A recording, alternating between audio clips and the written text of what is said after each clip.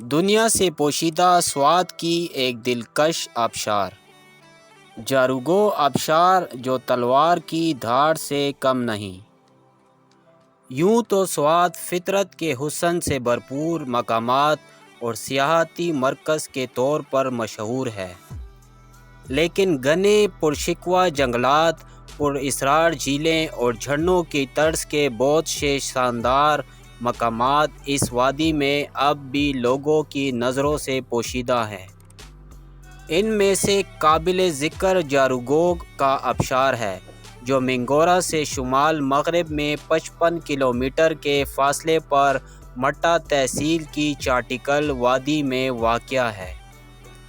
دو بلند و بالا پہاڑوں کی گہرائی میں واقع یہ آبشار گھنے جنگل کے دونوں اطراف ایک بل کھاتی ہوئی ندی سے جا ملتا ہے۔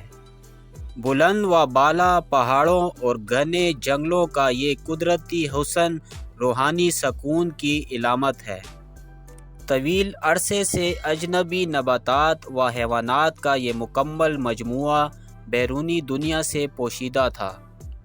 جو کوئی بھی یہاں تک پہنچا اس جگہ کی خوبصورتی کو دیکھ کر مسحور ہو گیا۔ ستم ظریفی یہ ہے کہ مقامی لوگوں میں سے بہت کم لوگ ہیں جو اس کے بارے میں جانتے ہیں، یا انہوں نے اس کے بارے میں سنا ہے، یا پھر انہوں نے یہ جگہ دیکھنے کا موقع ملا ہے۔ سلیمان شلمانی، شوال شلمانی، سید سکندر اور سید ارسلان، جو ایک پیشہ ور ٹریکر اور سیاح ہیں، کہتے ہیں یہ دنیا کی بہترین آبشاروں میں سے ایک ہے۔ میں نے دنیا کے اس حصے میں اس طرح ایک بڑا آبشار کبھی نہیں دیکھا ہے۔ میں تمام پاکستانیوں اور غیر ملکیوں کو دعوت دیتا ہوں کہ وہ اس خاص جگہ کا وزٹ کریں۔ جاروگو آبشار بلا شبہ پاکستان کی بلند ترین آبشاروں میں سے ایک ہے۔ آج سے محض 8 یا 9 سال پہلے باقی ماندہ دنیا تو دور، بیشتر مقامی سیاحوں کی آنکھوں سے بھی یہ جادوئی آبشار اوجھل تھی۔ مگر جیسے ہی اس پر ایک چھوٹی سی ویڈیو رپورٹ بنائی تو سیاح بھی اس طرف آمد آئے۔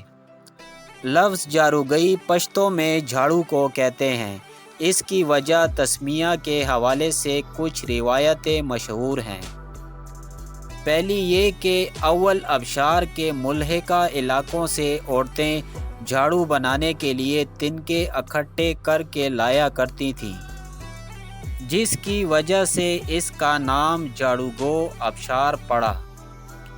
دوسری روایت وہاں کے ایک 80 سالہ بزرگ کے مطابق کچھ یوں ہے کہ صدیوں پہلے یہاں جاروگی نامی ایک ہندو عورت رہتی تھی۔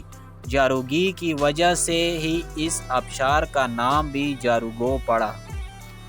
دوسری روایت حقیقت کے زیادہ قریب ہے، اس لیے کہ جوگن کو پشتو زبان میں جوگئی کہتے ہیں، اور شاید وقت کے ساتھ ساتھ لفظ جوگئی جاروگئی کی شکل اختیار کر گیا ہو۔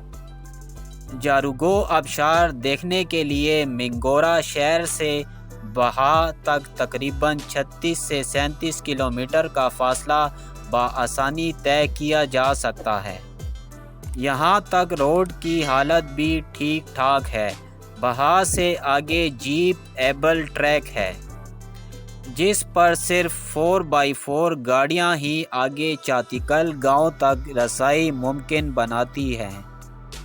یہ صبر آزما مسافت کوئی 8 سے 10 کلومیٹر ہے۔ گاؤں چاٹیکل سے آگے جاروگو تک 2 راستے جاتے ہیں۔ پہلا راستہ ندی کے ذریعے آگے بڑھتا ہوا قریب 40 منٹ میں طے ہو جاتا ہے۔ یہاں ایک مشکل ہے، وہ یہ کہ چھوٹے بڑے پتھروں پر بار بار چڑھنا اور اترنا پڑتا ہے، جو ایک بڑا صبر آزما مرحلہ ثابت ہوتا ہے۔ دوسرا راستہ وہاں پر موجود پہاڑ اور اس میں گھنے جنگل کے درمیان سے نکلتا ہے۔ مذکورہ راستہ 1.5 سے 2 گھنٹے میں طے ہو جاتا ہے۔ جنگل والے راستے سے جانے کا فائدہ یہ ہے کہ اس سے بآسانی آبشار کے اوپر کا نظارہ کیا جا سکتا ہے۔ آبشار کا احاطہ شروع ہوتے ہی چیڑ، دیار اور اخروٹ کے گھنے جنگلات دعوت نظارہ دیتے ہیں۔ اس عالم میں پرندوں کی چہچہاہٹ ماحول کی سحر انگیزی میں اور بھی اضافہ کر دیتی ہے۔ جنگل والے راستے سے پہاڑ کی چوٹی پر پہنچتے ہی بڑے بڑے دشت شروع ہو جاتے ہیں، جسے مقامی زبان میں دربونا کہتے ہیں۔ دربونا کی ایک خاصیت یہ بھی ہے کہ یہ ضلع سوات اور دیر کے درمیان حد فاصل ہے۔ دربونا میں تا حد نگاہ کھلے سبززاروں میں موسم گرما کے لیے خانہ بدوشوں کی جانب سے تعمیر کیے گئے چھوٹے بڑے کوٹھے دکھائی دیتے ہیں، جن کے گرد چاردیواری نہیں ہے۔ خانہ بدوشوں مال مویشی چراتے ہیں اور ان سے حاصل ہونے والا دودھ اور اون وغیرہ ان خانہ بدوشوں کے گزر بسر کے لیے کافی ہوتا ہے۔ مقامی و غیر مقامی سیاح ان سبززاروں میں بآسانی رات گزار سکتے ہیں۔ اوپر ایک مسجد بھی تعمیر کی گئی ہے جس میں ٹھہرا جا سکتا ہے۔ اس کے علاوہ اگر اپنے ساتھ خیمے لے جائیں تو بھی سیر کا مزہ دوبالا ہو سکتا ہے۔ دربونا میں بسے یہ خانہ بدوش انتہائی مہمان نواز ہیں۔ گاڑے دودھ، تگڑی چائے یا پھر گاڑی چھاچھ سے سیاحوں کی تواضع کو وہ اپنے لیے سعادت سمجھتے ہیں۔ اس کے علاوہ اگر سیاح کمبل وغیرہ اپنے ساتھ لے جانا بھول گئے ہوں تو بھی خانہ بدوش اپنی خدمات پیش کرنے میں ذرا بھی جھجک محسوس نہیں کرتے۔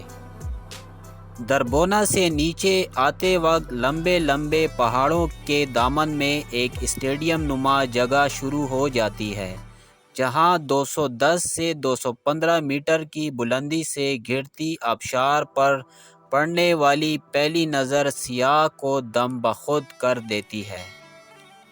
پانی جس جگہ گرتا ہے وہاں قدرتی طور پر ایک بڑا تالاب بن گیا ہے۔ اتنی اونچائی سے گرتے پانی کی پھوار تقریباً 30 سے 35 فٹ کے فاصلے تک ہلکی بارش نما بوندیں سیاحوں کے کپڑوں کو تر کر دیتی ہے۔ آبشار پر تصاویر کھینچنے والے قدرے فاصلہ پر کھڑے ہونے کو ترجیح دیتے ہیں۔ اس کے باوجود بار بار کیمرے کے لینس کو رومال یا ٹشو پیپر کی مدد سے صاف کرنا پڑتا ہے۔ بڑے آبشار کے ساتھ قریب 20 میٹر دور ایک چھوٹی آبشار بھی دکھائی دیتی ہے، مگر اس کی طرف سیاحوں کی توجہ کم ہی جاتی ہے۔ حالانکہ دیکھا جائے تو یہ بھی ایک اچھی خاصی بلند و بالا آبشار ہے۔ جاروگو کی سیر کرنے والوں کے لیے مئی، جون، جولائی یا اگست کا مہینہ آئیڈیل ہے۔ بہتر ہوگا کہ بیہا یا اس کے آس پاس کسی گاؤں کو بیس کیمپ بنا کر رات وہاں گزاری جائے۔ ایسا کرنے سے جاروگو سے بروقت واپسی ممکن ہو سکے گی۔